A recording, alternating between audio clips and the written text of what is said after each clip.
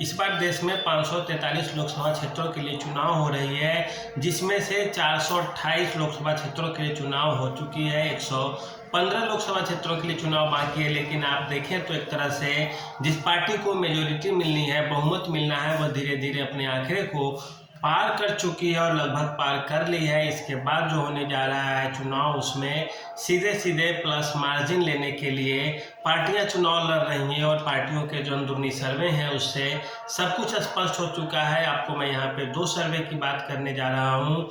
पहला है फलौदी बाजार, जो राजस्थान के जोधपुर का बाजार है और वह काफ़ी लगभग आप देखें तो 200 वर्षों पुराना है यह सट्टा बाजार। यहाँ पहले बारिश के अनुमानों के लिए सट्टा लगाए जाते थे, फिर नहर भरेगा या नहीं बारिश से, उस पर लगता था। तालाब पूरा भरने के बाद ऊपर से बहने लगेगा, इतनी बारिश होगी, इस चीज़ को लेकर वहाँ पे सट्टा लगाए जाते थे। क्रिकेट का लगता है और अभी राजनीति के लिए भी लग रहा है और हर साल लगता है जब जो चुनाव होते हैं। और इस तरह से फलौदी सट्टा बाजार की बात करें तो वो मोदी सरकार को सीधे सीधे बहुमत का आंकड़ा पार करते हुए दिखा रही है। लेकिन सीटों की संख्या की बात जब की जाए तो फलौदी सट्टा बाजार में लगभग 300 सीटें मोदी सरकार पार करती हुई दिख रही है, 306, 307, 308। लेकिन यह केवल और केवल भाजपा की सीटों की संख्या बताई जा रही है। ऊपर से बात करें एनडीए और सहयोगी दलों के साथ तो भाजपा लगभग 340-50 के आसपास पहुंच सकती है। इसके अलावा अमेरिकी थिंक टैंक की भी बात करें, अमेरिकी के जो राजनीति वैज्ञानिक है अमेरिका के, उन्होंने भी अनुमान लगाया है कि मोदी सरकार 295 से लेकर 315 तक लोकसभा की सीटें जीत सकती है। और इतना ही पे बात नहीं रुकती है, कई सारी और समाज जो एजेंसियां हैं वो जब अनुमान लगाती है तो उनका भी यही अनुमान रहा है कि सरकार बहुमत के आंकड़े को अच्छे से पार कर लेगी अब तक।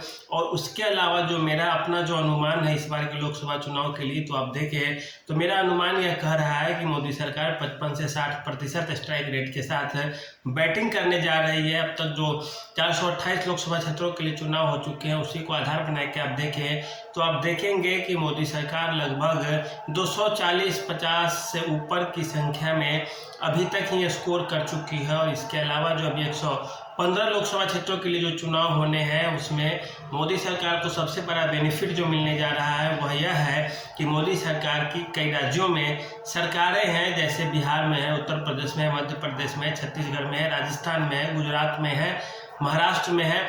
इस तरह से देखें आप तो मोदी सरकार क्या करेगी कि ये जो 115 जो लोकसभा की क्षेत्रें बच रही है उसमें वो सीधे सीधे अपने पूरे मंत्री संतरी सबको लगा देगी, मुख्यमंत्री तक प्रचार प्रसार करने लगेंगे, क्षेत्र मैनेजिंग होने लगेगा, जनता तक पहुंच होने लगेगी। और इस तरह से जो थोड़े बहुत घट रहे होंगे मार्जिन वो सरकार अपने पक्ष में कर लेगी और चुनाव में ज़्यादा से ज़्यादा अपना स्कोर कर लेगी। और इस तरह से आप देखें तो कांग्रेस इस मामले में पिछड़ती चली जाएगी और भाजपा आगे लीड कर लेगी।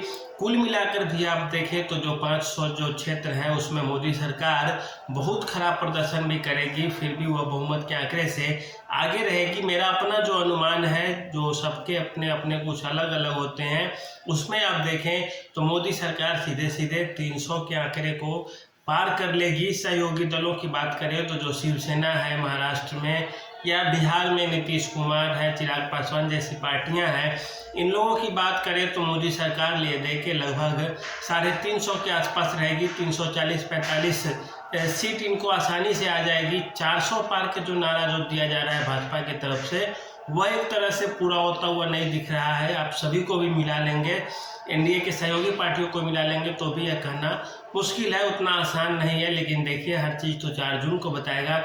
कुछ एक पत्रकार है, जैसे नाम मैं नहीं लेना चाहूँगा किसी का, वे हर चुनाव आता है तो उनको लगता है कि भाजपा हार रही है, कांग्रेस जीत रही है या दूसरी पार्टियाँ जीत रही है। कहीं का भी चुनाव हो ये उसी तरह के लोगों से मिलेंगे, जाके कहेंगे कि देखिए कुछ नहीं हो रहा है, ये जीत रही है, भाजपा का बहुत बुरा हवा है, भाजपा को कोई वोट नहीं दे रहा है। जब परिणाम आते हैं तो सीधे सीधे भाजपा जीत। तो वो लोग जो विपक्ष के जो दलाल कहे जाते हैं, जो राहुल गांधी बोलते हैं कि मोदी मीडिया जो है बिकाऊ हो गई है, सभी पार्टियां बोलती है जो चुनाव हारती है कि मीडिया बिकाऊ है, तो उनसे भी बहुत लोग बिके होते हैं, वो अपना भी ईमान की गिरवी रख चुके होते हैं कई सारे पत्रकार। तो यही बात होती है, जीत हार तो नेताओं के अपने नसीब में होती है।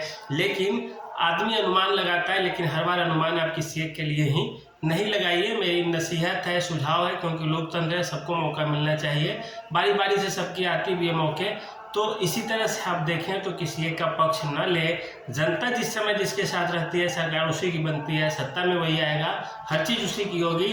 तो अब कुछ एक पत्रकार 2-4 जो है आप भी जानते होंगे नाम, हम भी जानते हैं, सारी दुनिया जानती है कि ये कांग्रेस को जिताते रहते हैं, भले ही कांग्रेस 40 सीटों पे क्यों न हार जाए। तो इस तरह का माहौल बनाया जाता है, उस पर जनता नहीं जाती है, जो कैडर है वो फिक्स होता है चुनाव के लिए, चाहे उम्मीदवार कोई भी हो, कोई मायने मतलब लोकसभा में नहीं रखता है। तो अब आने वाले जो चुनाव है उसमें सारी की सारी एजेंसियां इकाइयाँ राजनीतिक पार्टियों की एक्टिव होंगी और इस तरह से देखें तो मोदी सरकार तीसरे टर्म अपना पूरा करते हुए दिखेगी। प्रशांत किशोर का भी अच्छा अनुमान है कि मोदी सरकार बिना किसी झिझक के बेझिझक होकर सीधे सीधे अपना सरकार बना लेगी और 300+ एनडीए अलायंस रहेगा। तो प्रशांत किशोर का ही मानना है कि 300+ को रहेगा, अमेरिकन एजेंसी भी वही कह रही है। इसके अलावा जो फलौदी सट्टा बाजार है वो अभी यही कर रहा है। उम्मीद साफ है, रास्ते साफ है, कुछ न कुछ हो या न हो, मोदी सरकार तीसरी बार सत्ता में जरूर आ रही है और वो अपने दम पर पूर्ण बहुमत लेकर आएगी। सहयोगी संगठन को लेकर, सहयोगी पार्टियों को लेकर चले तो वो 350 के आसपास आंकड़े को